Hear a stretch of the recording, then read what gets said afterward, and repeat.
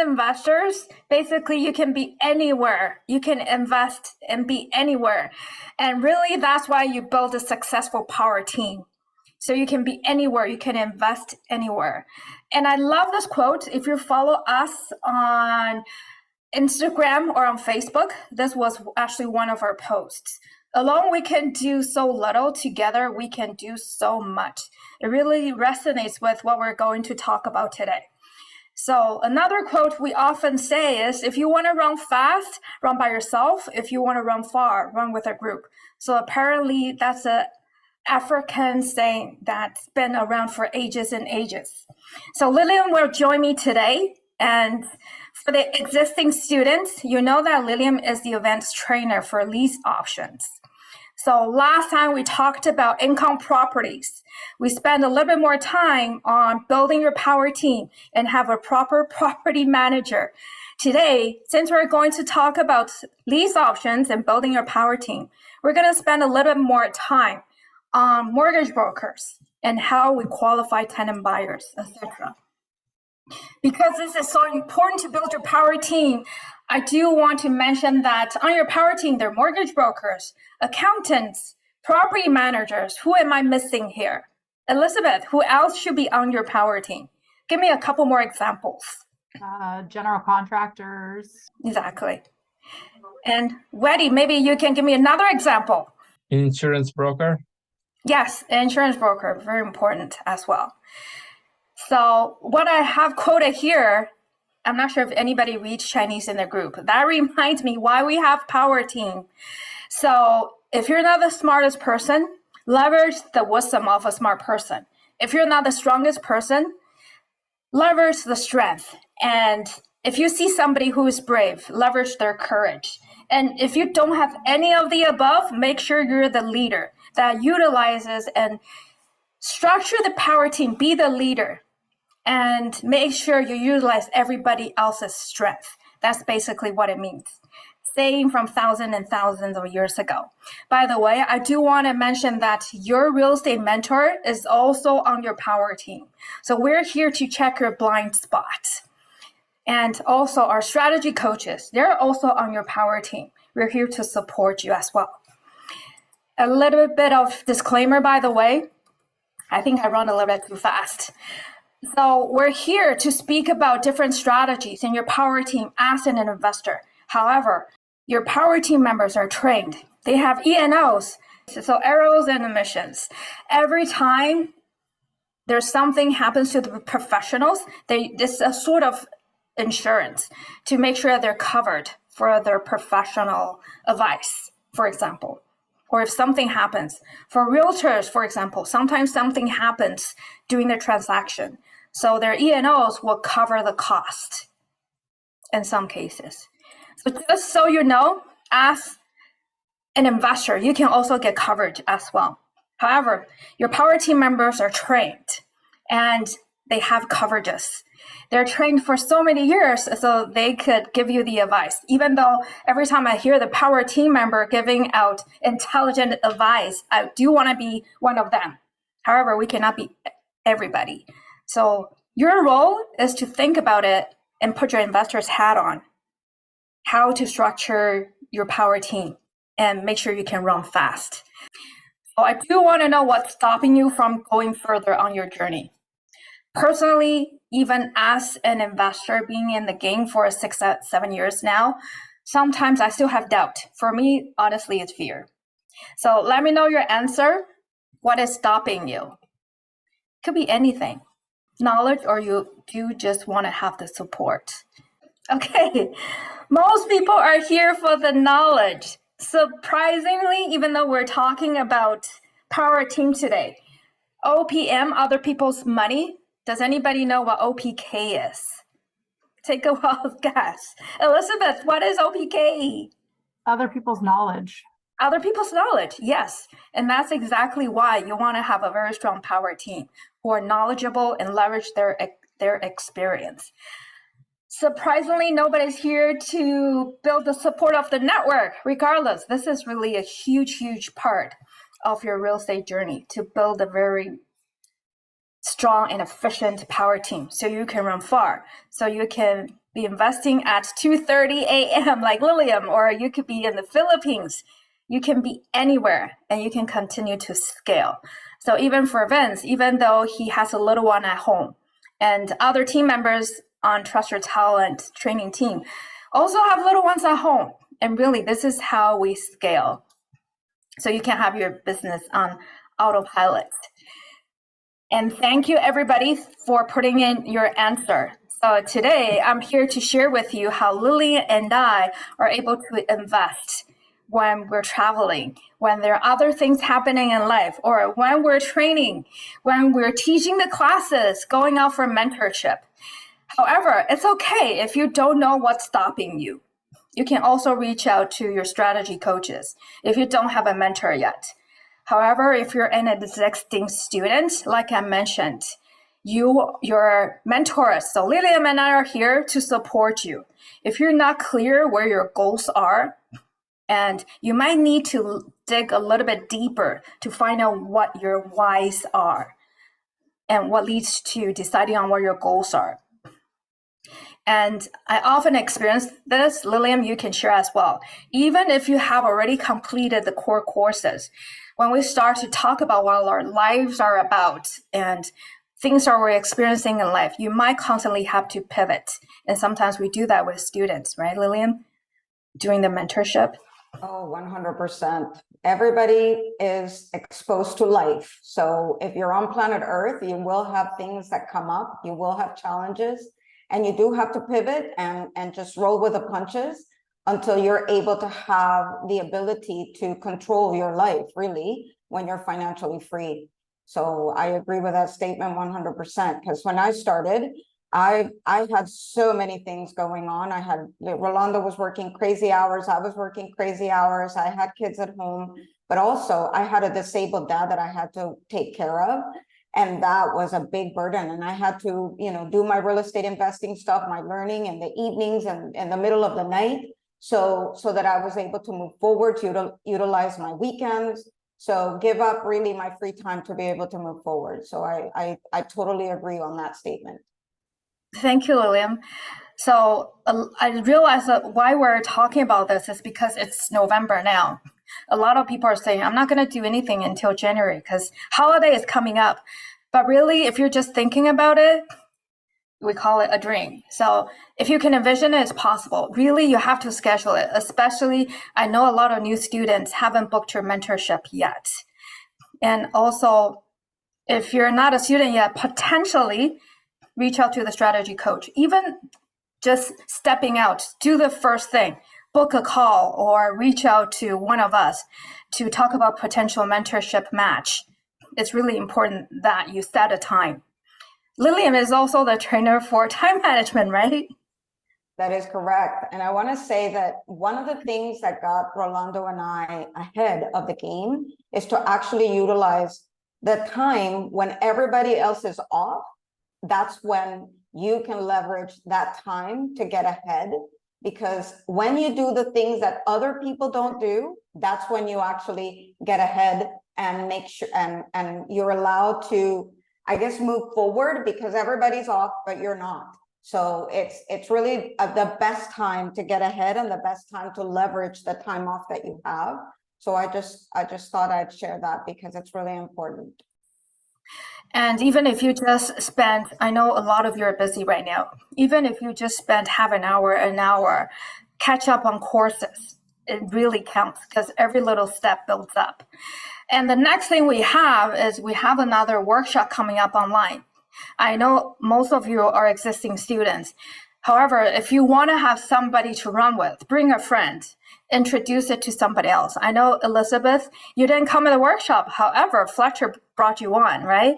So same thing, share the good news. For us, sometimes I think we're teaching, even though we're investing. It's kind of selfish if we don't share what we've learned and share the good news. By the way, we have tutorials the whole month of November to continue to keep your momentum going. I know everybody's so pumped after the annual conference, and we constantly have things happening within Trust Your Talent.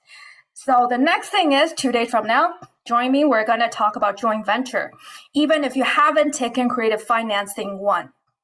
And all the tutorials are open to existing students. So even if you haven't used the course credit for, say, Creative Financing 1, or you haven't taken wholesale, it doesn't matter. And Lilian just complete the least option tutorials to kick up the first tutorial. So we're going through different strategies for existing students. Mark it on your calendar. So even though it's almost Christmas, don't stop learning.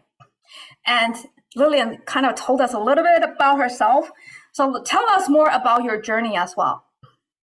Sure, no problem. So for those of you who don't know me, for those of you who do, I'm sorry, I'm going to have to repeat myself. But for those of you who don't know me, we are a husband and wife team. So all the things that I'm going to share, I can't take fully credit for, because I also have my wonderful husband next to me as my business partner and my life partner. So I absolutely love that, because I truly believe that when you work together as a couple and you have exactly the same goals, you go so much further and so much faster, because you're both aligned in that, I guess, journey that you're wanting to take. So it's easier to delegate and to do things. I am a wife, of course, and a mother, and you see my wonderful daughter who is down at the bottom there. And I'm also a pet parent of my beautiful little doggie. I have been a real estate investor for the last 9 years, and I now am a trainer and a mentor. I have mentored all of my life through work and through other businesses that I have owned in the past. So I've done this for probably around 25 years. As a teacher, you mentor all the time. So it's really great to be here and to be able to share our knowledge in a different way. And through our real estate investing journey, we achieve financial freedom and financial independence through our core strategy, which was lease options. We chose this particular strategy because it gave the results that we wanted. It gave us the results at the fastest time. So as civil engineers, we're always looking for ways to get things done faster. And when we started, we saw that this was an opportunity to be able to do that.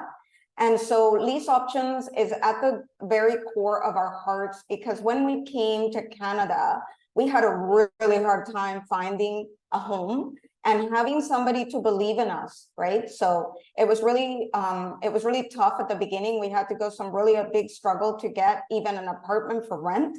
So when we saw the lease option opportunity, it was just an amazing way to give back to those who, like us, don't have the opportunity to get into a home when you really want to.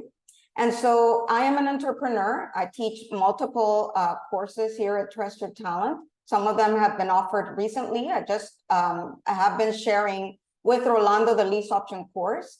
And also I teach design and staging 101, the time management, like Brooke mentioned. And I'm also working on portfolio management, which will be coming out pretty soon, I hope.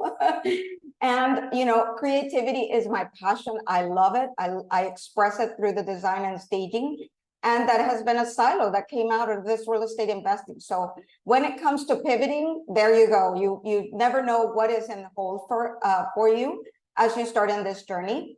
And Rolando and I, we came from mentorship from Tim and Ray, mostly from Tim. And we were lucky enough and blessed with the 2019 Elite Legacy Education International Hall of Fame award. And that is similar to what we do as freedom fighters through Trust Your Talent. So it was a really, really blessing and a great honor to be able to have that. And one of the things that we love the most is we love traveling, but for me, the biggest things is creating experiences, not only for our family, but also with people. I love people. That's just the way I am. And I love to learn new cultures, new ways of doing things. And we're foodies, so we love fine dining. So that has been our journey. And through the real estate investing, we have been able to, exploit having these opportunities to the max. It has been a true blessing to be able to utilize real estate as our vehicle to be able to achieve so many things in life. So I'm very grateful about who we have become through this journey. And then here are some photos of what 2023 has been for us. And like I said, it's just it has been a great journey. And our why has been so, I guess, I want to say, evolved around creating experiences for ourselves, that from the very beginning, we are able to travel not by fluke. Like, it didn't happen just because. It was actually by design. From the very beginning, and I know, Carla, you have a question there about choosing your mentor and choosing the strategies. For us, it was all about creating a lifestyle. So when it comes to choosing your strategies, I think that creating the end goal, and I always part from the fact that we're always having that end in mind. You start from the end and you work it backwards. And lease options, for example, was one of the things that created a lifestyle for us because it was very hands-off. We were able to delegate to our power team a lot of the tasks that we needed to do. So this is why lease options, even though, you know, some people say, oh my God, there's so much work in it at the beginning. It's not about what you need to do. It's about the results that you get from it. And one of the strategies that is the most, I guess, hands-off is lease options. So I absolutely love it. And, you know, it's also about legacy. Lease options is a lot about mindset. And you want to be able to, I want to say, live your mindset. And when you're able to delegate, when you're able to focus on what's truly important, you give out your best. So I think the legacy is something that I absolutely love, because I know my daughter, we only have the one, and I have been able to offer our parents as well the life that they would have never have lived if we hadn't taken this journey, as well as impact, right? All of those people that you see there are either mentees, they're our family, they're our friends. And even though our tenant buyers aren't in this slide because it was really busy, I think that, you know, for us, it's really never been about the money. The money, we were high income earners, and fortunately, we're very blessed to have had that opportunity to have enjoyed a very blessed life. However, for us right now, it's about creating impact. It's about loving and sharing the mindset that we have lived and we have learned through this journey with others, so they too can have the life that they want. So here are some of the travels that we've done this year, some of the mentees that I've been able to bless this year as well. And then, you know, at the bottom there, I can't take the credit. Some of those are Rolando's also mentees. But I think it's really important that you focus on what you want to achieve in the future, how you want to live your life, and then pick the strategies that will help you in achieving that particular way of life. Thank you, Liliam, for sharing. Same thing for me. I know you've heard my story quite a few times. Not Naga and Vaish. I think you're the only ones completely new, and I haven't spoken to you yet. However, I aim to have a little bit of different intro every time I touch upon different strategies. And since we're talking about power team, actually, I'm mainly on this journey by myself. My husband and I, same thing. We lived comfortably in Toronto. However, I don't think we ever built wealth. And that's the reason I started. And I was hoping, like Lilian or Orlando, he would come on the journey with me. However, he's in the family business and he loves his job. So for me, he's a power team member that takes care of the kids when I have to go on training. So same as you. The only difference is before COVID, it was live classes. So as long as I tell my husband where to bring the kids, this is ballet, this is skating, this is swimming, this is what you do. So he was my power team member, basically. Ultimately, same thing, we love to travel. But it wasn't designed that way because my dad escaped from communism China. So he always wanted to immigrate somewhere and just for us to have a better life. So we've immigrated to Argentina. I lived there as a kid. Canada was actually the second time. Australia, the States. We never succeeded because my parents were always homesick. So they always ended up flying back to Taiwan until I was 17 years old. They finally decided to immigrate to Canada. I didn't regret that, even though Asians care about education so much. I actually miss a lot of schools because my parents took us everywhere. And thinking back, that I think that's why I love traveling, because by accident we travel so much looking for a place to eventually immigrate. And when I started investing, like I said, high income doesn't mean that you keep all you make. So I started to look for different ways of keeping our net worth, basically. The only thing I saw was real estate because we were in Toronto. So we didn't have any savings. Basically, the only saving was RSP. And I actually stayed at home with my kids for 10 years. I love that. At the same time, I think that brought us really close. So after we reach financial freedom, I understand how real estate could bring you to the point that you don't have to worry about money. However, I'm not saying it's easy, and that's why we're here. That's why you need to learn about it. That's why you need the support. At the same time, what are we going to do? I think for me as a parent is to show them that this could be done. I think legacy is not just, for me, it's not just about leaving them with stuff, and also show them how you got to where you are. And even if you didn't want to, whatever we do, I believe it has an impact on them. Because my dad came from China with absolutely nothing. And we actually immigrated as investors from a developing country. So they built wealth, and he built a pretty good business. Growing up, we had a pretty good life. However, I think what we learned is that you have to have good work ethic. And I think I learned that you could start from nothing. So even for students, I look at my parents, it doesn't matter how old you are, how young you are, even if you don't have money. I've seen a lot of people building wealth from nothing. Like a lot of you, I started by reading Rich Dad Poor Dad. And I do think that reading, and I wrote the book because I want to just pass on the message. So even though it's not about making money, I already broke even. Whatever I make now is an extra stream of income. Really is to pass the message and leave a legacy. And for whoever want to hear the message, I think even for you too, everything happens at the right time when you're ready. So whoever reads my book, I think that's the right time that it is ready for you to get the message.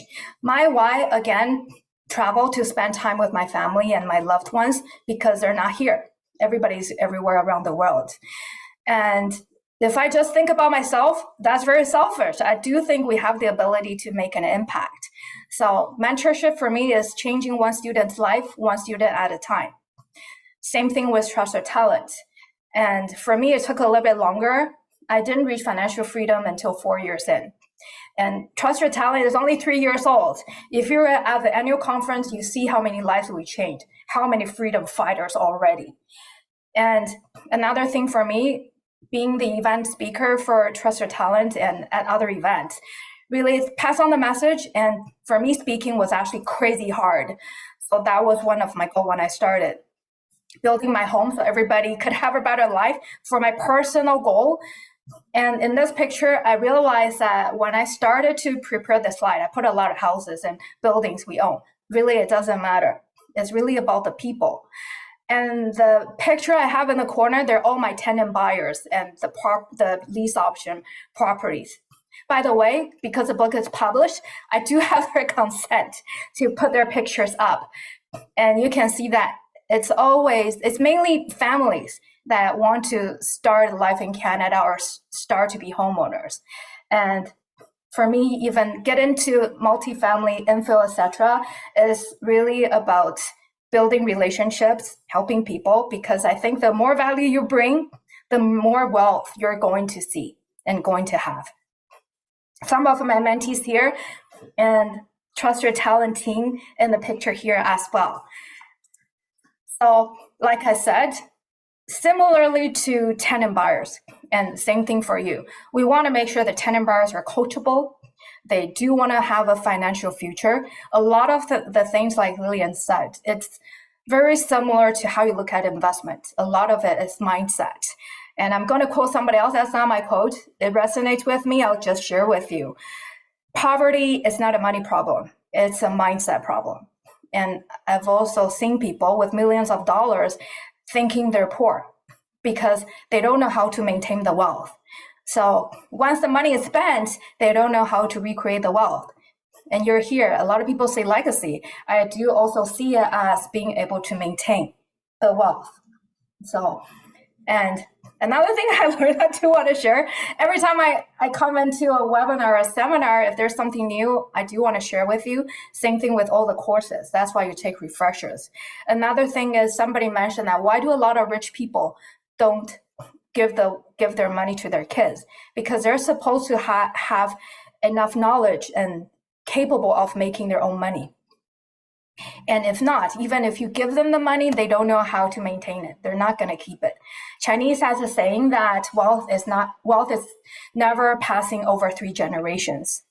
So that actually holds true for a lot of people.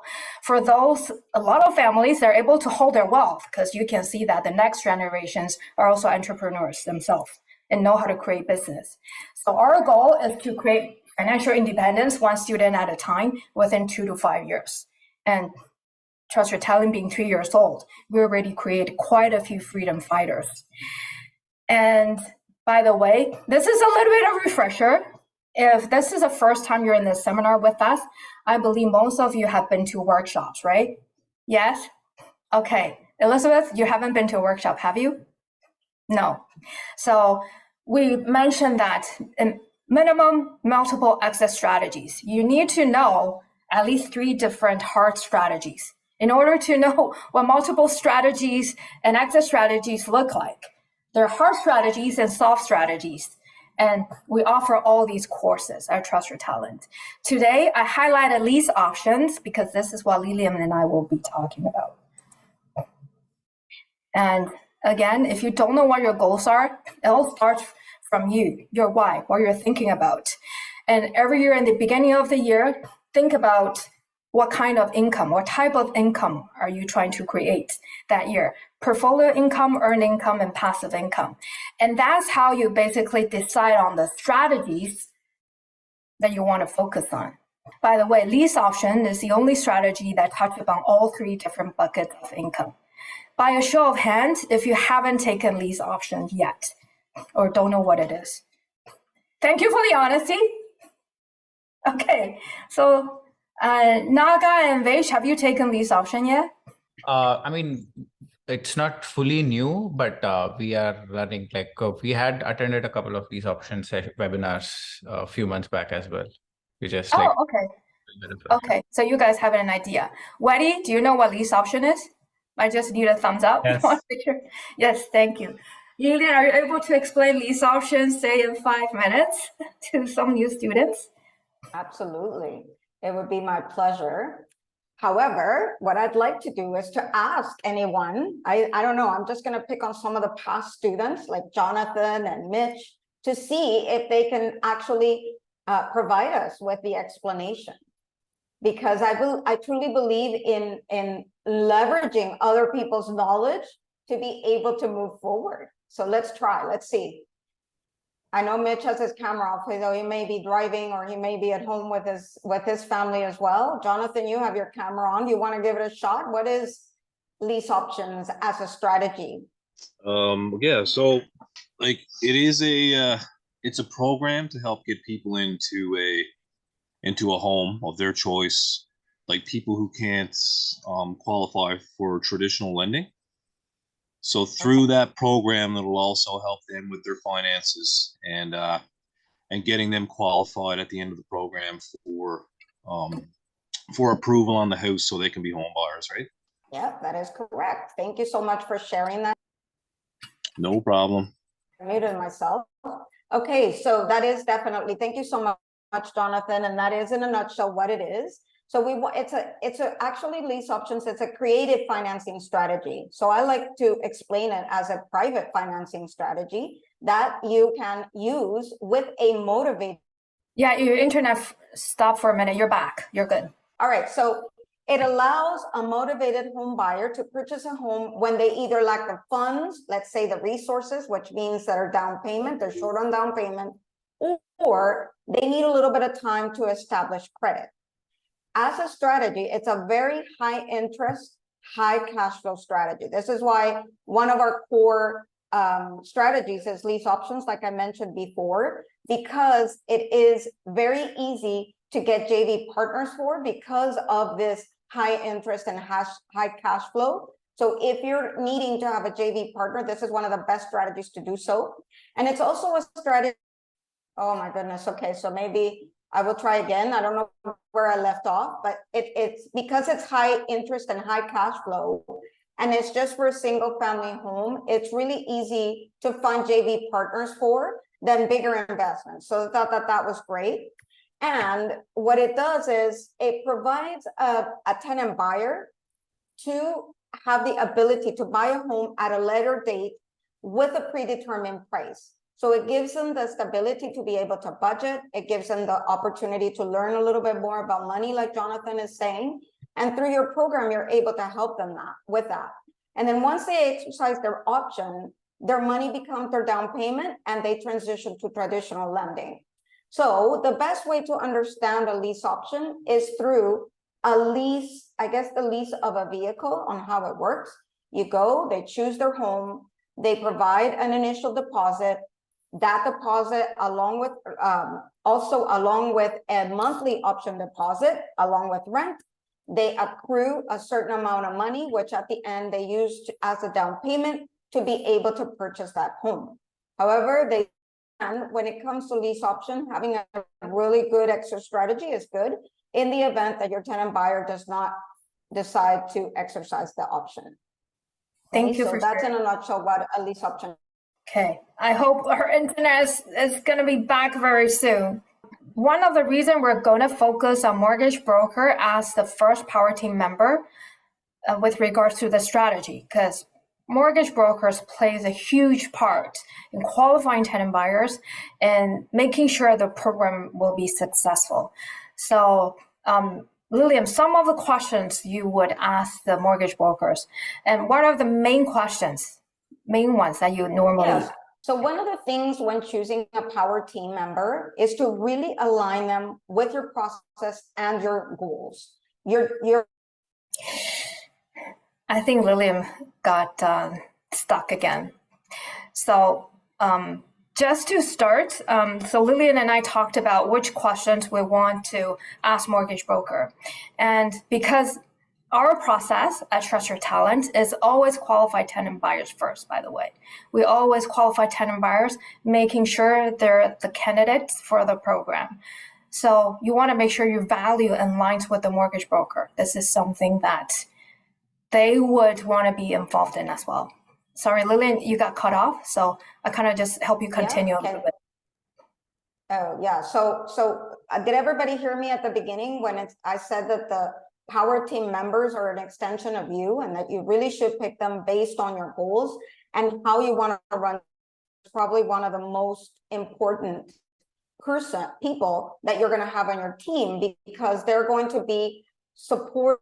So when it comes to the questions for mortgage brokers, I always like to ask if they're familiar with the rent-to-own process because I want to leverage their knowledge, like Brooke has said in the past. I think I'm frozen. Hello? You're good. Hello? Oh, I'm good. Okay. So when it comes to asking if they have a little bit of experience in the rent-to-own process, I really like to get their understanding of how the process works, to see if there's an alignment with my own process, and to be able to fill any gaps that they might have in regards of what it is that they have to offer. I also love to ask the second question that is down, or I guess the second question in green, which is getting them to tell, because it also gives me an insight as to what they're used to doing for other lease option providers in the area. So I always ask them how they work with others, and then I start telling. I think Lilian is frozen again. One thing I do want to add is that if they don't understand what the rental program is, are you able to explain it like Lilian did in 5 minutes, 10 minutes? Hello? You just got back again. Okay, good. So the other thing, thank you for that, for filling in, because I can hear you guys perfectly. So when it comes to the process in the lease option, the support that you get from your mortgage broker throughout the lease option term is critical in to getting the mortgage broker or the right mortgage broker on your team. I like to ask the question of getting them to tell me a little bit about a win or. Oh, I think Liliam was talking about, you're back. I'm Hello? going to keep moving, Okay. Liliam, so you know if your internet is going. Yeah, okay, so thank you. So when it comes to getting them to tell me that win or that challenge that they had, is so that I can get a little bit of an insight of where their heart is in regards to helping our tenant buyers. So those three questions are critical, as long as, as well as all the other questions. By the way, if we're not able to go through all the questions listed, just take a picture of all the questions we have listed here. Or I can share the slides as well. If you were here with us last time, you can see that some of the questions we asked are different depending on what type of mortgage brokers you're looking for. So if you're looking for a mortgage broker for lease options, for example, then you ask them if they're familiar with the process. And a lot of the times when you start to build relationship with the mortgage broker, you can also let them know what's your process. Say, for example, do they align the value with you? Do they agree that perhaps lease option was one of the options they will offer to their clients as well? Lilian, I think you're back. You can unmute yourself. Yes, thank you. So the other thing that I like to see is if the mortgage broker is a lease option investor themselves, because this will allow them to be able to support you in the way that they would support themselves. So I really like those questions in particular, because you really want to be able to work with that particular mortgage broker and to be able for them to support you in your journey of helping that tenant buyer, but also for you to help them in acquiring or gathering all the information that they need throughout the term. And I'm going to tell you a story of a win in the last lease option that we closed back in the month of August, I believe. And this story is in particular to a tenant buyer who really thought that they weren't going to be able to qualify for the mortgage and we're going to need an extension because they had a proposal and they had taxes to pay that that weren't up to date. And so because we have set up our program for them to actually accrue more than what they would probably qualify for, the mortgage broker, she collects the one, at least the one that we work with, she has copies of the contract, she has copies of all the things that we agree with our tenant buyers. And as the term is going on, she's checking on that, and she knew that these people had accrued 10% versus the 5% that they qualified for. So she was able to work a way for those tenant buyers to be able to pay the proposal plus the taxes that they needed to pay to be able to qualify for that mortgage. And she worked around so that they were able to qualify without having to put another dime out of their pocket. And in that sense, that resourcefulness really helped us in achieving our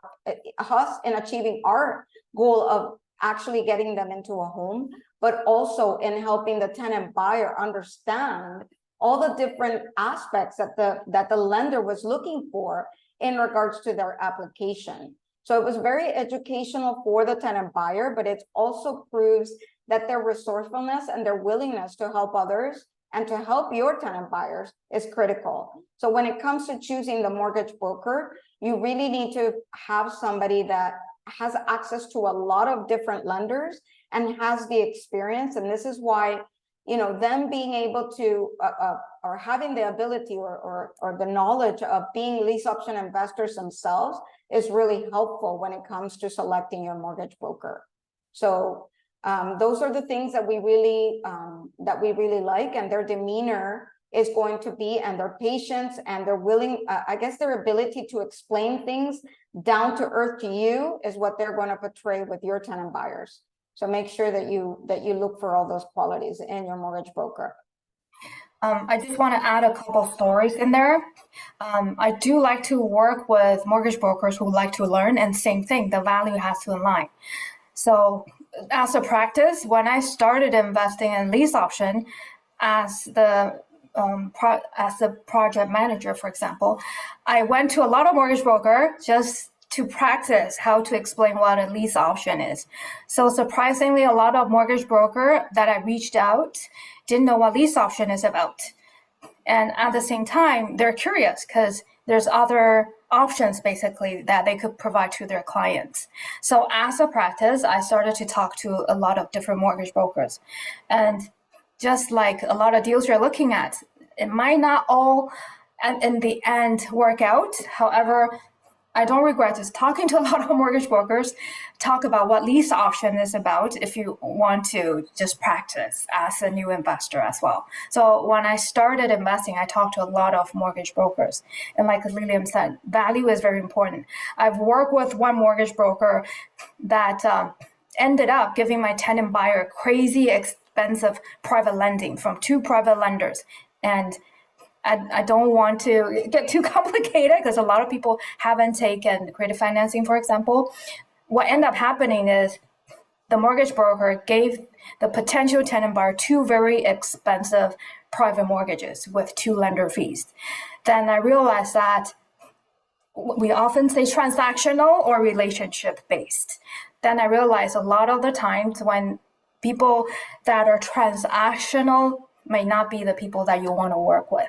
So I just want to share a couple of stories to show you that, hey, we've all gone through this same thing as new investors when we started. Yeah, so when it comes to interviewing, you're going to find that there are some that are, lease option, they have that awareness of what a lease option is and how it works. And you will find that some are transactional, like Brooke is saying, but you will also find that some of them do not like the lease option strategy. And so when it comes to practicing, it's really good that you get objections from your mortgage broker in regards to the strategy, because it only makes you stronger in learning how to overcome those objections, because those objections will also come from your tenant buyers. So I think in the practice and educating mortgage brokers that are not aware or that say that they do not like lease options, it's because they are not fully understanding of how you run your program and what you do to be able to help your tenant buyer qualify. Because there are a lot, just like that mortgage broker, there are also a lot of lease option providers out there that are very transactional and all they care about is the money, right? It's not about the people. So it's a two-way street when it comes to the mortgage broker, because you really do need to be that provider that is really there to help, and they need to see that. So it's really important as you practice that you are able to explain the benefits and how your process works in regards to the lease option.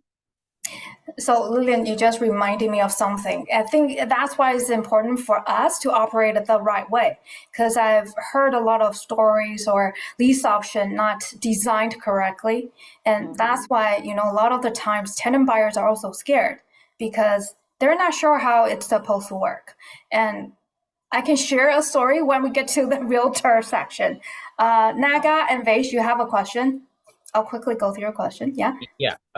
Just a short, quick question is like, mortgage brokers are the ones who get the leads, or we are the ones who source the leads? Because what is the benefit of mortgage broker trying to work this deal when he himself is not probably somewhere the investor and things? I mean, he or she might be getting the commission out of it for closing the deal, but what kind of benefits do they see in trying to get this deal closed outside of just the commission? Lilian, I think you touch upon that in class, right? So I'll let you answer that. We do. So when it comes to the benefits, it's like I said, it's a two-way street. So for them, because at the beginning, I think you need to, they are looking at you through the dollar signs for sure, Naga. So what I like to say is, I'd like for you to think about what your worth is, right? So this is where asking, are you a lease option investor and are you an investor-friendly mortgage broker, is because they will see the long-term relationship, Naga, versus just one transaction. You're not buying just one home. And when it comes to, talking to mortgage brokers and talking to any really power team member, it's really important that you learn how to explain your vision, right? When I'm working with mentees, I always like for them to be able to explain what the benefits of that relationship is going to be. So when it comes to getting your mortgage broker on board, what can you do to be able to bring in a business right away for that mortgage broker? Because that's what they're looking at, right? How much business are you going to get me, or are you going to bring in? So at the beginning, if you're working with a JV partner or yourself, you're going to be able to buy or purchase a mortgage for them right away, because you're going to have to buy the house, right? So in return, they're going to be able to get that money, right? So at the beginning, and then to be able to establish that relationship throughout the years, I guess, and learning how they work with other real estate providers is going to be helpful, because they may already have the ability to help you because they're helping other people. So our particular mortgage broker, they have a whole team that sends us reminders, that sends us, notices when they're going to be talking to our tenant buyers, when it's due. So because they are already a mortgage broker that works with other real estate providers, and this is why it's important, you will have that support from the get-go, because they understand the lease option. But if you have to explain it, the way is that they have clients that they assess that do not go through, or do not buy, or do not qualify. So they're already doing that on their own. So the way that I like to explain it is actually to get them to tell you what the benefits that they see in working with you, right? So this is a two-way street. You're going to give them referrals, they're going to give you referrals. And then that way you're going to be able to establish like a flow of business for you and for them. So they will refer people to you, and you will refer people to them.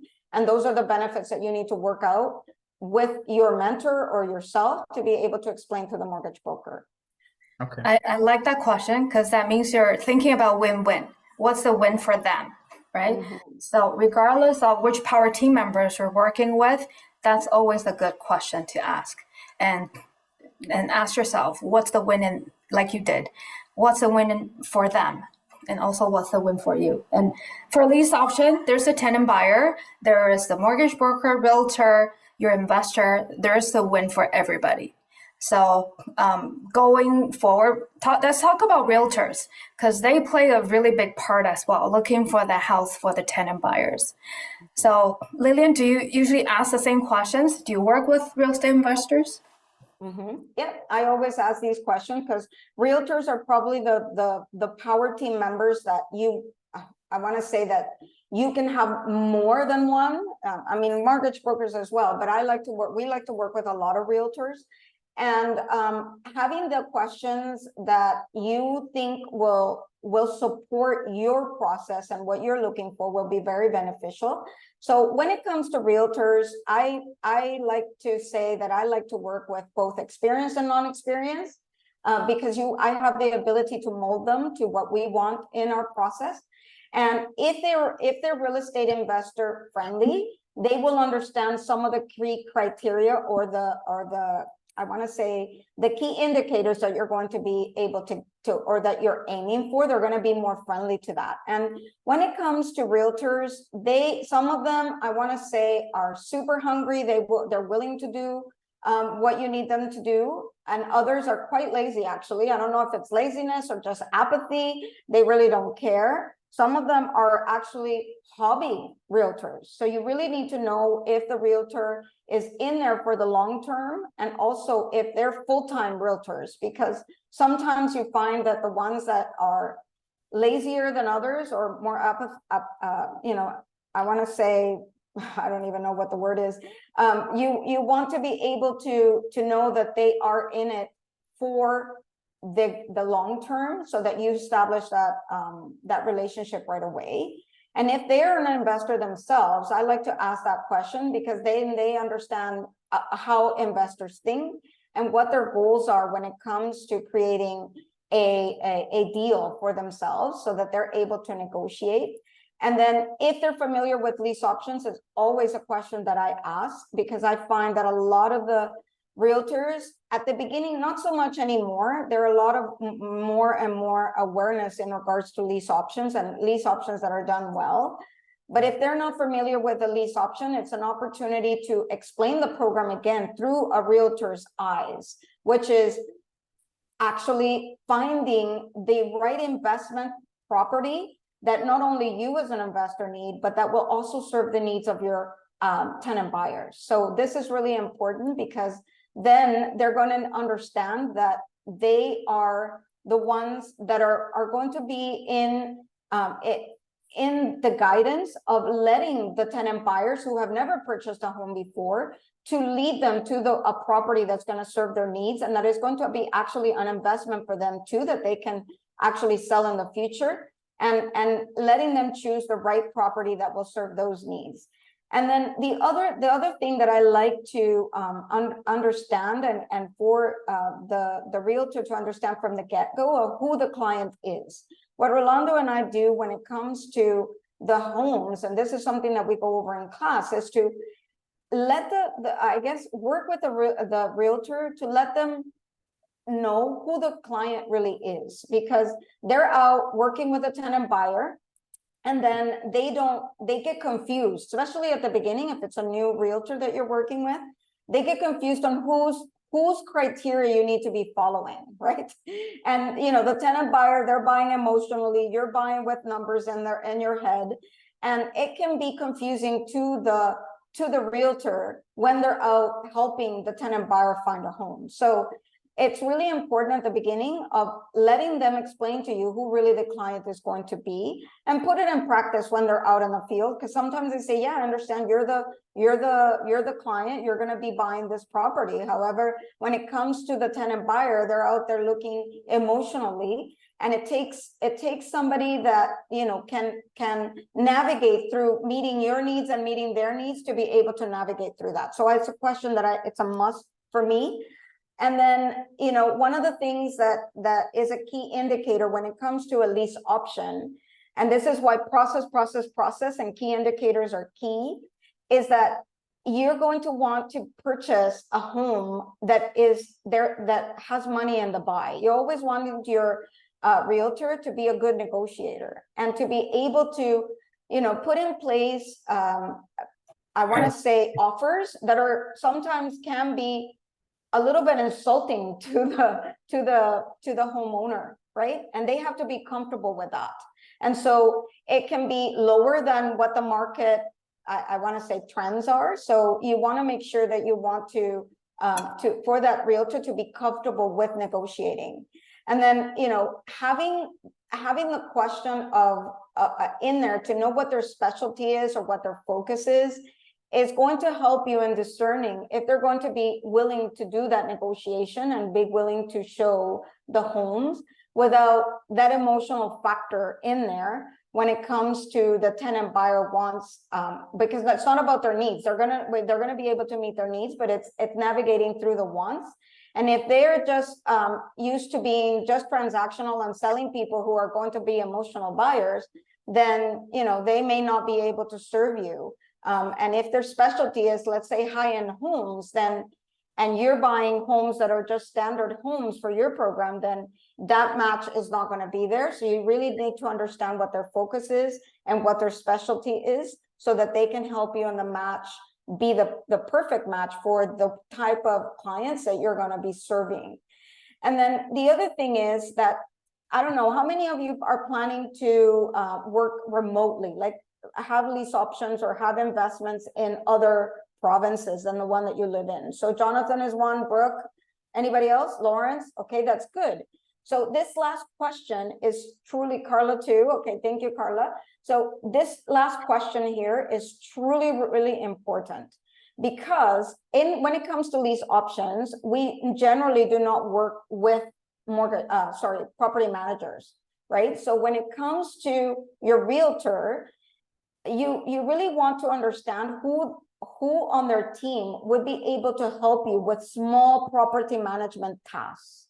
And we ask those questions because sometimes will, let's say you are buying a home that has been tenanted before, and you want to really know can they send you a video that they're willing to do those little things like an inspection of the home, that are able to tell you what are some of the repairs that need to be done, and also to be able to have potentially themselves or people on their, I guess, contractor list that could do little things like mowing the lawn or snow removal, or things that you need done when you're transitioning or purchasing that property for your tenant buyers, so that they can help you with those minor things that you may need help with when you're doing the work remotely, or even if you don't choose to do the work remotely, that they can help you and be hands-on the property. And I want to tell you a story. We have a realtor that we work with in the like in the Red Deer area, which is a little bit far from, a little bit like an hour and a half from Edmonton. And this realtor is amazing. She has her husband who she puts to work, and her husband is willing to do snow removal, and he goes out there, and whenever we need her help with a home, then he can help with that. She helps with other realtors, and she lets us know that. So this is something like a quality that you may want to do. Like, she puts out eviction notices. She says, I can help you get the cleaning, painting, whatever you need, we're here to help. So having the question is really important. We actually had in our last mentorship, we actually were calling different realtors to practice in other provinces, and they said, absolutely not, we do not do that. You need to find a property manager. So some will be willing, some will not, and it's really important that you do that. The other thing is that you want that person or that realtor to be really patient, right? And I'm going to share a story of the same one that we just closed in August. And what we like to do is we always like to ask for feedback from our tenant buyers on how their experience was and what they like the best. And one of the things that they really, really like, the first thing that they said is that they love the realtor that they work with. And the reason for that is because he was kind. He was able to answer all the questions they had. And from a brand new homeowner perspective, when you're buying your first home, you're scared, right? Who here has bought a home recently, or the first time that remembers the experience of buying that first home? Did you have lots of questions? Yeah, were you scared to pull that trigger? Absolutely. And so the tenant buyers are in that same position. So one of the things that they loved about the realtor is that he was very patient and very kind. So that demeanor is really important, because I want to reiterate that they are the extension of you and your business when it comes to choosing that property, and understanding the criteria of what will make your business successful is going to be key. And them understanding that, and you having the ability to build that is truly important. And letting you know what properties are going to be the best for that criteria is something that is going to be super amazing. Because like our realtor, he says when he's working with a tenant buyer, it says, yeah, that doesn't meet Rolando and Liliam's criteria, we're not going to even look at that home, because I know that they're not going to go for it. So in building that relationship, that is something that is truly, truly important, because then that they truly have your interest in mind. And that's what's the most important when it comes to choosing the realtors and the questions that you ask. So one thing I want to add is realtor is probably the power team member you're going to have the biggest pull to work with. And especially if you're looking for single family homes, there's a lot of realtors to choose from. And because we focus on tenant buyer first, so usually we go wherever the tenant takes us, basically. As long as it meets the criteria, the property is in a market that makes sense. So a lot of the times you will need the realtor to perhaps provide references to inspectors, for example, to do inspections, because you're going to get into so many different markets if you're going to follow the tenant buyers. So examples where even a few blocks away, a particular realtor is really focusing on that particular market. And then you go the other direction, that realtor might not focus so much in that market, then you're going with a different realtor. However, even that's the case, there's so many realtors out there. I'm sure you can find somebody that aligns the values with you. I have an example where the story is the tenant buyer wanted to use his family member as a realtor, which is totally fine. They have to understand, why do we put an investor's name on title when we put it in offer? So we explained what lease option is about, and the tenant buyer needs help with credit repair. So the family member who was a realtor was saying, oh my God, you have credit issues that I never knew about. And then the tenant buyer was a little concerned that they knew too much. At the same time, we just wanted to educate the realtor. So sometimes perhaps providing too much information, etc. Really, a lot of it is about communicating with people, about how you let them know what the program is about. Okay, so I just want to share a few stories. I'll move on to the next really important power team member as well, particularly for lease option, there are different contracts. So Lilian, I know we focus on this particular question. So why did you want to talk about that particular questions when it comes to lawyers?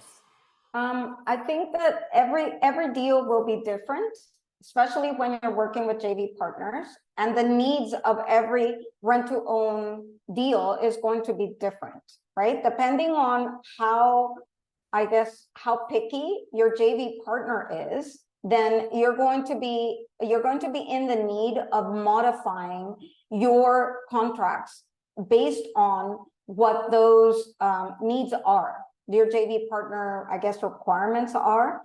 And you think that most lawyers will do things the same way. Unfortunately, because they are who they are as individuals, each lawyer will have different ways of doing things. And when it comes to legal counsel on both sides, they're going to have to agree on different terms. So the lawyers really play a big role, because a contract is there to protect both sides of the equation.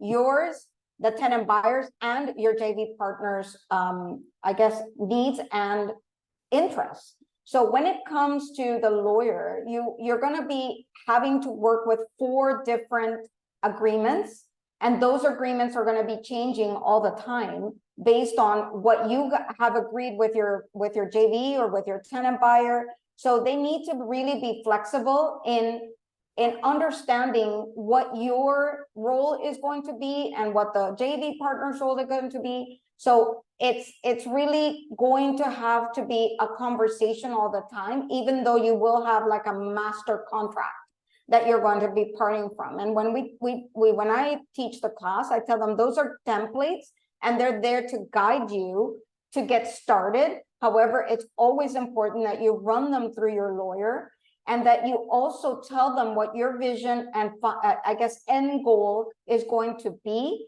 because then they're going to draft those documents based on that, based on how well they align with what your vision is going to be for your company and for your own personal asset protection. So when it comes to the JV agreements and the property management agreements and lease option and an option contracts, you want them to be familiar with the lease option strategy so that they're able to draft them based on that. And one of the biggest ones is the refund of the option consideration if the tenant buyer decides not to exercise that option.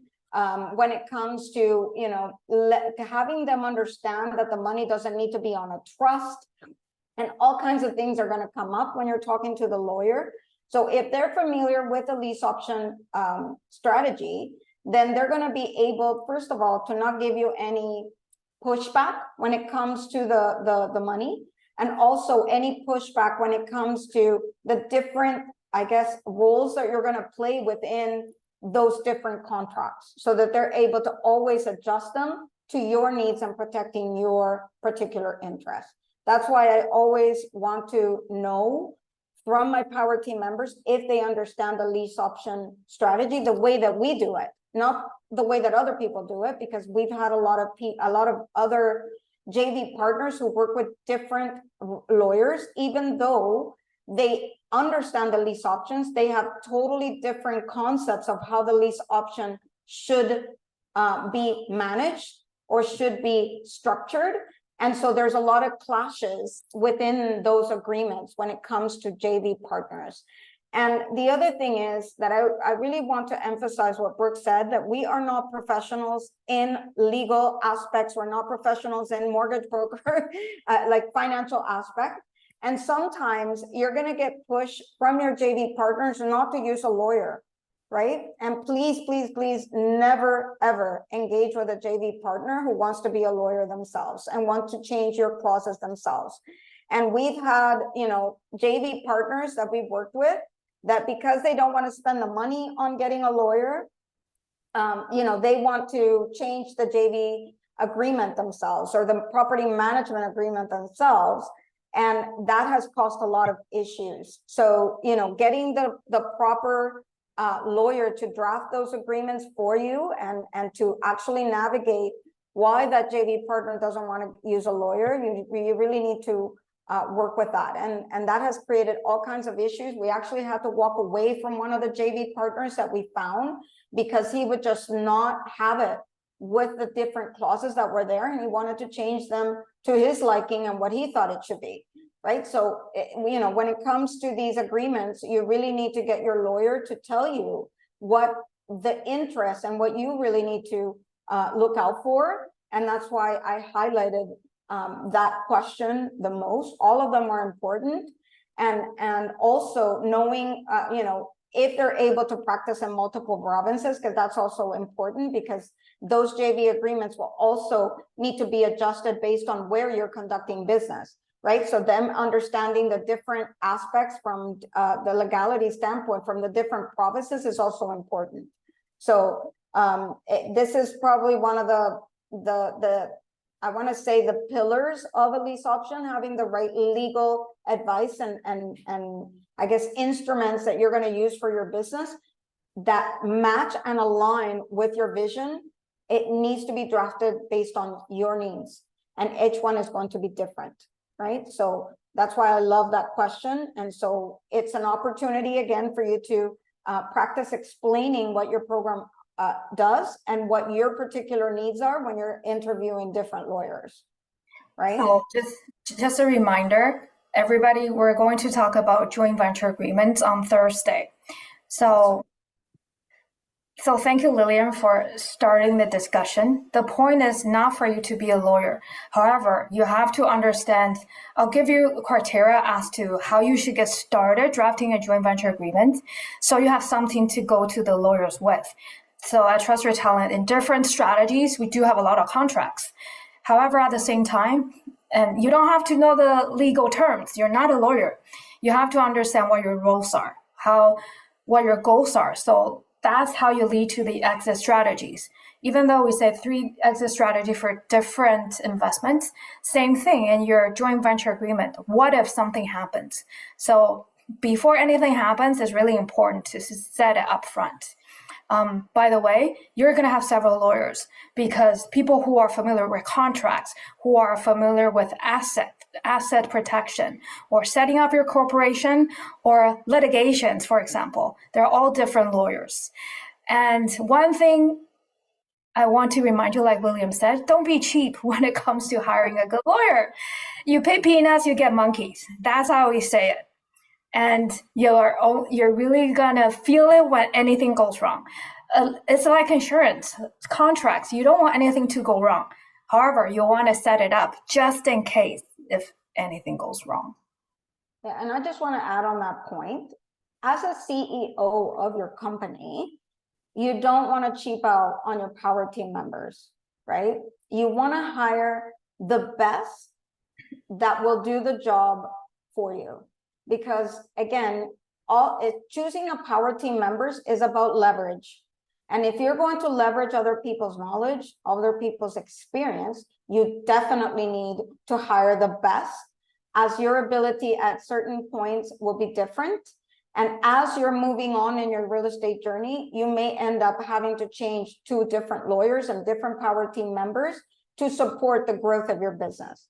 So make sure that you, from the very beginning, hire the best, because that's the best way to mitigate the risks that you might be taking when it comes to your investments.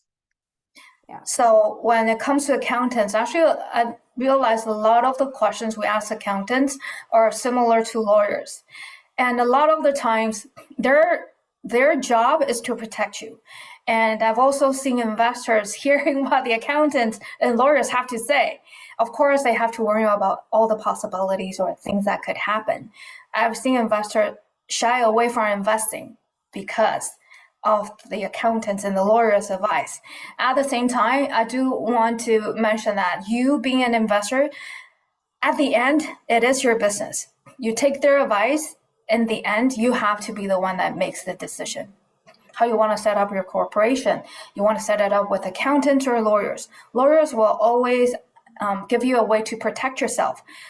However, is it tax efficient to set it up and set up multiple corporations? Does it make sense to overprotect? However, it is the lawyer's job. At the same time, accountants will remind you to structure in a way that's tax efficient. Sometimes it's efficient. Is it efficient enough to also protect you at the same time? And actually, Lilian and I and Rolando were talking about how lease option income is treated. And this is something I highly recommend you to talk to an accountant. So you know what makes sense to you at the same time. Lilian, anything else to add? I would say that the only thing that I would like to add is that your accountant is, sometimes I want to say they're very conservative. So you will be able to judge if this is the right accountant for you. If they're trying to be ultra conservative, and that they're going to be, they're gonna give you so much feedback that you're gonna shy away from investing. That means that the accountant is super conservative. They may not be an investor themselves, so they don't understand what the lease option, I guess, strategy could be, or even the investing part of it. And I want to share a story when it comes to the lease option income and why it's important that they understand lease options. And there are two ways to report the income that you make. It's either I guess it's either capital gains or I guess earned income. And at the beginning, when we were choosing our lawyer, we had a really an accountant, and they had a great team of accountant and bookkeepers. So we were working with a bookkeeper, and this was like a small team, and we absolutely loved our accountant, that he helped us in defining what our structure was and all the things that we needed when we first got started. Unfortunately, like 3 or 4 months in from our account, when we were working with this accountant, we went to give him a Christmas card, and we saw a post on the door that he had passed away suddenly. And it was like a shock to us, because we had just recently been working and talking to him over the phone, and we were going to make so many different, I guess, changes to the way that we were working with our bookkeeper. And apart from your accountant, I think it's really, really important that you have a really good bookkeeper that is real estate savvy when it comes to doing all your financial documents, right? Because your accountant, yes, they may have a bookkeeper in their team, but sometimes they don't. And what I have found, that the best combination is that you choose your bookkeeper and that they work with your accountant, rather than having the bookkeeper within the accountant's firm, because then you really know, what is going to work, because they will hash out ideas and work best with each other when it happens that way. And after this gentleman passed away, then his firm or his clients were bought off with a big firm. And so we got an accountant, because we were real estate investors. We got an accountant that was a real estate investor herself. However, she wasn't a trained real estate investor. And what happened is, the way that they reported our real estate income really, really played a big role on not being tax efficient and not maximizing the way that the income was reported. And we ended up paying a lot more tax than we should have. And in seeing that their bookkeeping was not up to date, that they were making so many mistakes, that we were just a big number because it was a big firm that bought all these clients. We, after a couple of years, had to move to a different accountant, and we really delayed that decision because it meant so much work. But the more you wait, the worse it gets, because then you have to go back and do all of your books again. And this really caused havoc in our business and really made us realize that when you don't have the right power team member, they can make or break your business, really. So you really need to choose someone that understands three-tier corporate structure and how the money flows between one and the other, but also how to report the lease option income, especially when it comes to the option consideration, the monthly and the initial, right? So that's why that question is there. And the way that they need to report that income is going to really have a big impact on how much tax you pay. So it was a very, I want to say it was a very painful experience when we were working with that big firm.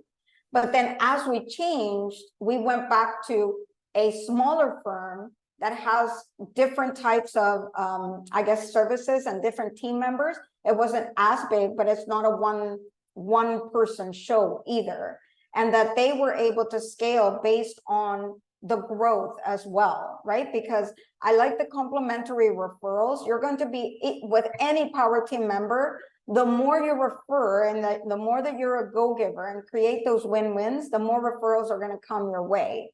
And so when those referrals start happening, especially with your accountants and bookkeepers, and you're going to say, oh, I have this great accountant, oh, I have this great bookkeeper, and those referrals, you also need for that particular, I guess, power team member to be able to scale along with you, right? So it's really important that they are willing and knowing what their goals are. Do they want to be a big firm, or do they just want to stay small, right? So it's better to choose the right person from the get-go and take your time to interview and really understand what you want so that you're able to find the right person, because changing accountants is a nightmare, right? Because they do the things different way. And because our books were done in a certain way, we actually had to go back 5 years in our books and redo them all for 5 years.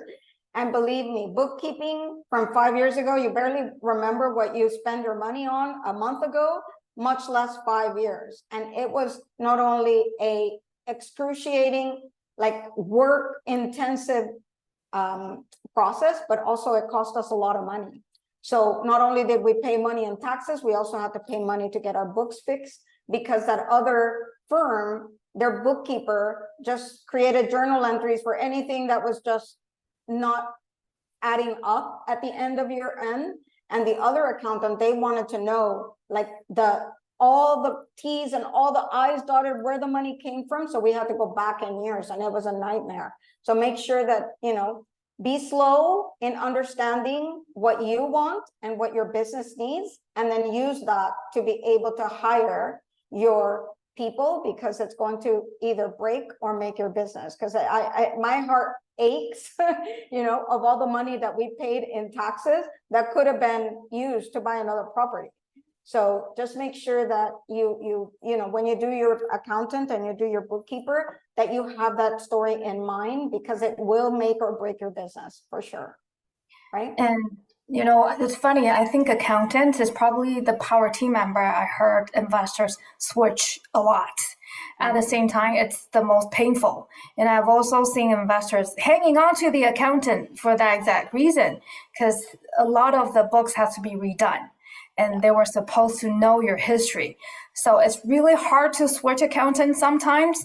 But like we said, hire slow and fire fast. Because I've seen people who, for that reason, hang on to the accountant, and then the accountants didn't finish the book on time. So they actually got a penalty because the accountants, Yes, that too. yeah, didn't do their job. Yeah. So it's like building a house. If you want to build the foundation right, do it in the beginning. So if you want to do your books right, find the right accountant in the very beginning. And actually, there's so many real estate accountants, so make sure you talk to them, interview them.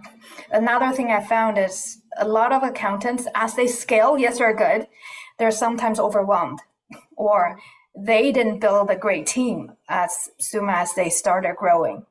So that's something we want to share. And again, when you hire power team members, these are the things you want to consider.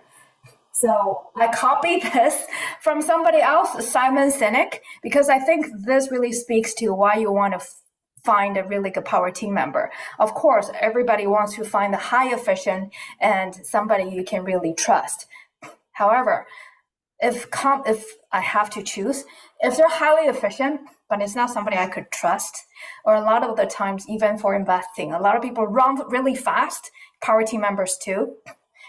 And if they don't do things right, you want to be able to trust them. I'd rather work with people, like we mentioned earlier, that we can grow together. Even if they're new, if it comes to choice of highly efficient, somebody I couldn't trust, or low efficient, I'd rather work with somebody who's not very efficient yet. Even us as investors in the beginning, we're not very efficient. However, we're willing to learn, willing to grow. So eventually you're going to hit that high efficiency and high trust. So that's the kind of power team member you want to hire. That's where you want to be as well.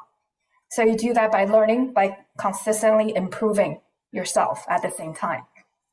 I just want to share that quickly with you. When it comes to investing, that also means you want to have the resources. So in the community as well. I know a lot of us were at the annual conference. We said SMP. So can somebody tell me what SMP is? I'm going to pick on somebody new. Weddy, what is SMP? I trust your talent. What do we say SMP is? Strategy, market, and property. Yes, thank you for sharing. And at the conference, we also shared, if you notice what's behind the stage, it is about support, mentorship, and the people. And that's exactly what it is in our community. A lot of it is about the people. So that includes you. I do want to share this towards the end of the program, because financial freedom, like we said, it's not just about money. It's really about having the option, choosing to spend your time with your family and choose to be where you want to be. So really about with whoever, however, whenever you want to do it. And when we talk about whenever, really, it's about time. I do hope that resonates with some of you. And I had 42 years with my dad. Liliam, how many years did you have with your dad? Say never enough. And like I mentioned at the beginning, I had the privilege of actually taking care of my dad in his final years. And I not only through our real estate investing journey had the opportunity to buy a house that would suit his needs. I actually bought it with his needs in mind, but also I had the blessing of being able to take time off work. And what they're saying, time is everything. And back to you, Brooke, and saying, why do you do this with all the money? Like Richard Branson was saying, that as you find the time, you actually have the time to search who you truly are. And for me, my why is legacy, and legacy of being able to be the best daughter that I could have been ever. And I had the ability to walk away from my job for a couple of days at the beginning when my dad started to get sick. And then at the end, it's like I said, to heck with you guys, I'm going to take care of my dad. And I was able to step away for months to be able to take care of my dad in my final days. And that's something that I always have in my heart, to have time. I sometimes define and having the ability, when you have the time, is that you make decisions with your heart, not with your pocketbook. That's when you truly earn your time back. And I sometimes have the gratitude of being blessed, because when Rolando's dad got sick and he was going to pass away, the work took over and he was not able to go in time, and he never got to see his dad before he passed away. So he got a call. We were far in a project and it was busy. He didn't get the time off that he needed to go right away, and we were not able to make it. So, we changed that with our real estate journey. So make sure that you know what time is, and as you get freer and freer and you explore your real estate journey, one of the things that you're going to discover is who you truly are and what really means, what that means to you and how you want to make an impact and what your purpose is. So make sure that you really understand that time doesn't come back, and that if you build that nest quick, you're going to be able to make better decisions based on those goals and on those true, I want to say, inner heart whys than not. And I can talk about that forever, but time is never enough. Thank you, Liliam, for sharing. So it's true, and I think it's funny enough for every one of us on the team. A lot of it has to do with our dads. So my dad passed away in 2017, and that's when I started investing. And my parents actually did pretty well. They supported us through our education. So I had an MBA, and my parents are saying, as long as you're getting an education, we'll support you. But then I thought, why did I get into real estate? I was actually ashamed to tell them that I paid so much in my tuition. But my parents actually said, if you want to do this right, we're glad that you invested in yourself. So, one of the reasons why we didn't save a lot of money is because before financial freedom, we had to fly back. And I was lucky enough, I stayed at home as a stay-at-home mom. So every year I had 2 or 3 months going back to Taiwan and spend time with my dad until he passed in 2017. So, like Liliam said, it's never enough, the time that you have with your loved ones. So real estate is really just a journey. And, as Trust Your Talent, we have so many different values. I think it's all related to each other because we have to be healthy in order to have that time and in order to enjoy what we really want to do.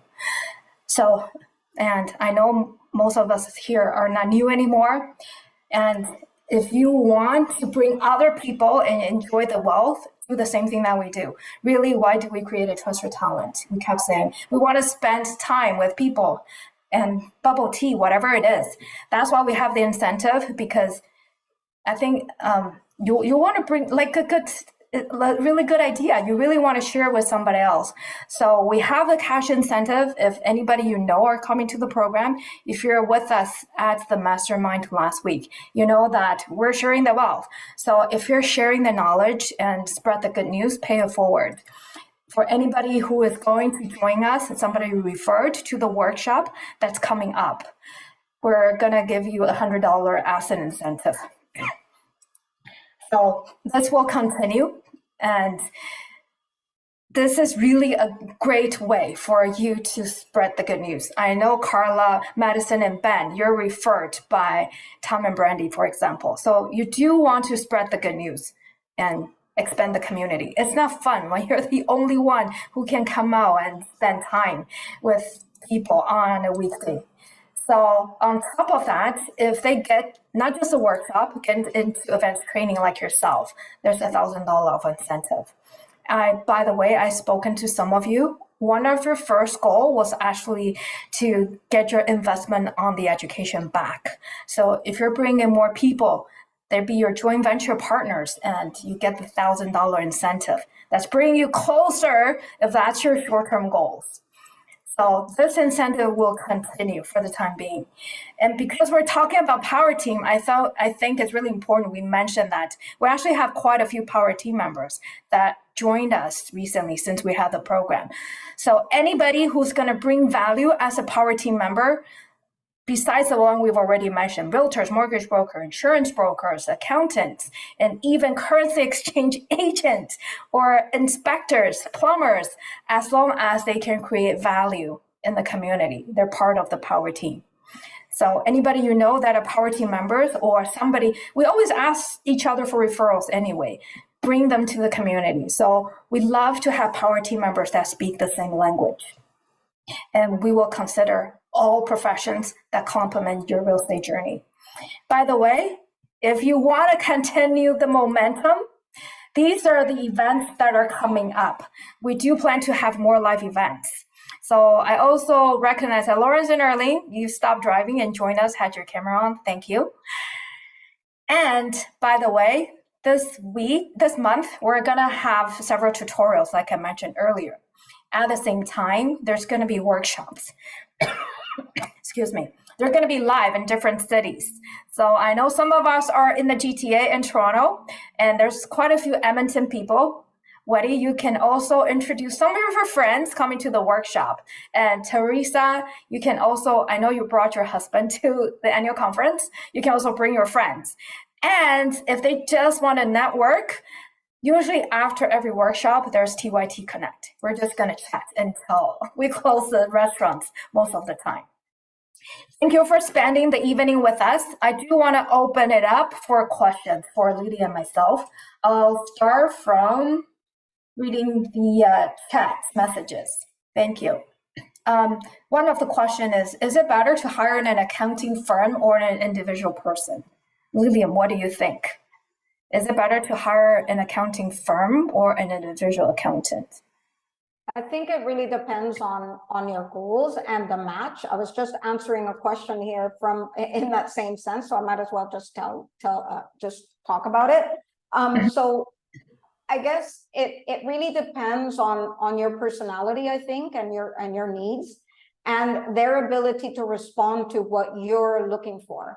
Because it may be that single person is going to be, super diligent and they're going to be able to help you. I like to, and the firm may have more resources depending on the volume of work that you're planning to have. If let's say your goal is to buy 2 properties every year, then a single, like a small firm might be able to help you, and you could get that more of a personal, I guess, experience with that, like on a smaller scale. But if you need somebody that can do, especially your accountant, that can do all of the transactions, and just from our perspective, we have a real estate and we have the staging. We really needed an accountant that had a great bookkeeper that was able to transact everything that we do, because we have a lot of volume. So depending on what you're needing, what either or can be the right fit based on what your needs are. You just need to know how they're going to respond to what you foresee is going to be your future. And again, start with the end in mind, because if you don't start with the end in mind, you're going to have to make changes as you go. And if, like Brooke said, you need to build that foundation from the get-go. And your vision, because they're going to tell you, oh, you just need this particular company. There's no need for a 3-tier structure, and you're going to get a lot of push from that. But if you explain to them what your vision is, they're going to say, oh yeah, absolutely, you need a 3-tier structure, right? So explaining your vision is going to be critical when it comes to choosing whether you go with a smaller individual, let's say an individual that has a small firm, or a larger one, depending on your needs. If you have a great bookkeeper and you just need an accountant, it doesn't really matter whether it's a big firm or not, because most of the work that you're going to do is with your bookkeeper, and they are going to do the conveying of what your business is to your accountant. So depending on what you want to do, then it really is a business decision.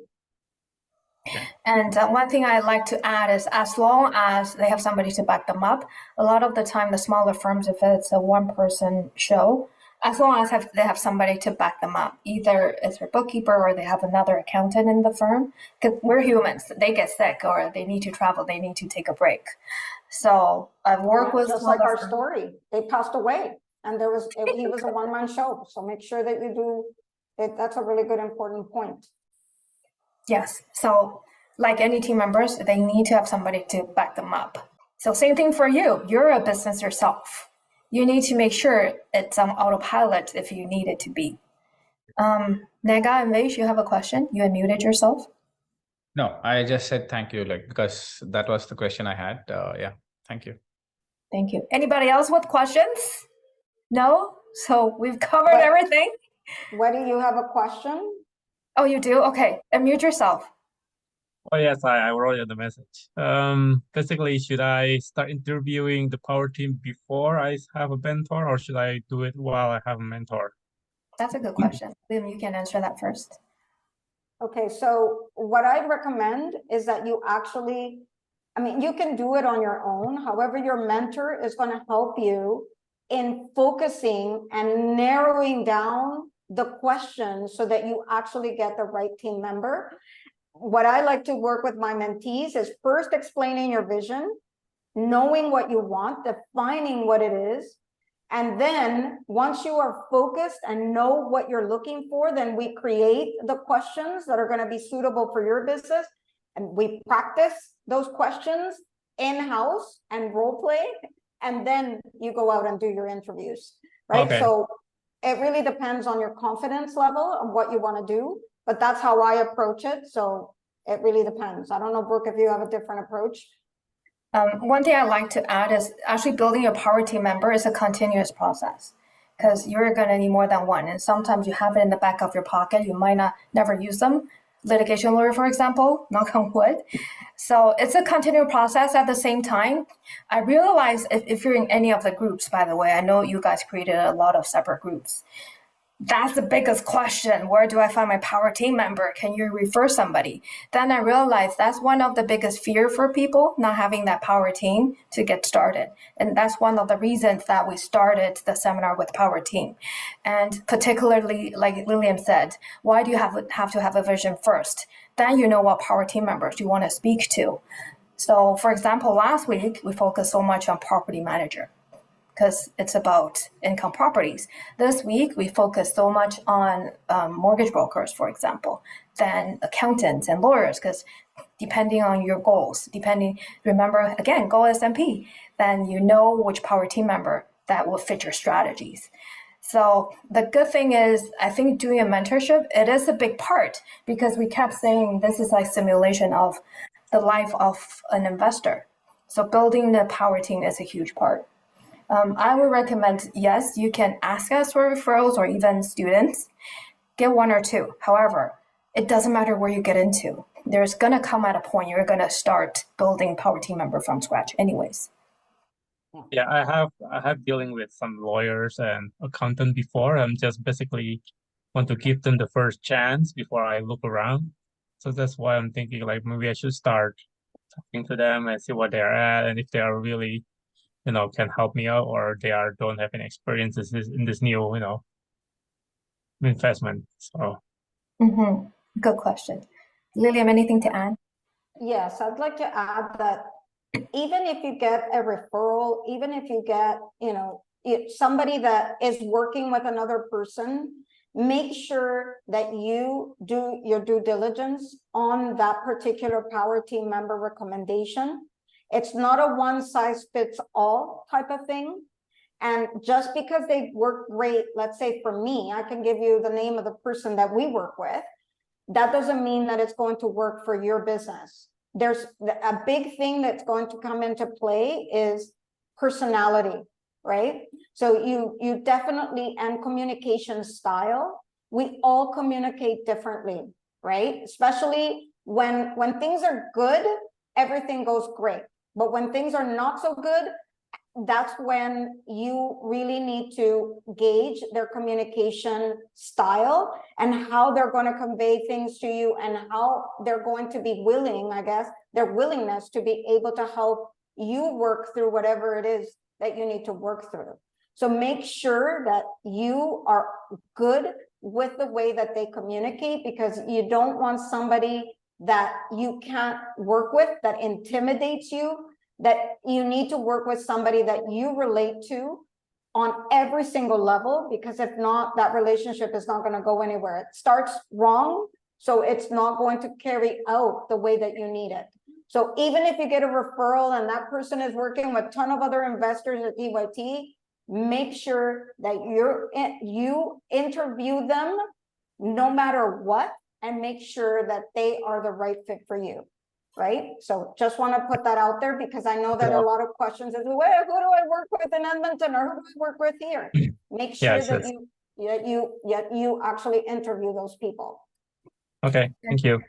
Sometimes you just have a sense when you talk to them, and some people say they rub me the wrong way, or we just don't click. So trust your intuition sometimes. And you don't have to force yourself into just working with one power team member. For example, I've seen students giving out referrals, but usually they give out the same person in that particular market. What if that person doesn't feel like you can work well with them, then there's no reason why you shouldn't interview 2 or 3. And also you can just look at it as, I know a lot of us are still working in our JOB. Same thing when you're hiring people, when you're in the work environment, how do you decide who you want to work with? Right? Yeah. So, Yeah. yeah, you're building an army, as simple as that. By the way, reminder, again, your mentor is part of your power team. There's so many of us on the team. How do you decide? Usually is, because you have to be really open. So same thing with your power team members. You have to be really open about your investing. Is this somebody you can trust? And somebody you feel like you can communicate well with, work well with. Okay, perfect. Thank you. Thank you. Anybody else with questions? Yes, I do. Thank you, Lilian, for waking up so early and be such a goalkeeper.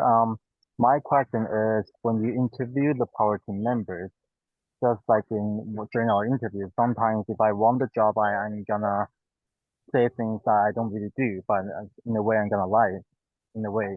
And how do you tell which power team members is actually telling the truth and is actually doing what exactly he promised to do and what he will do?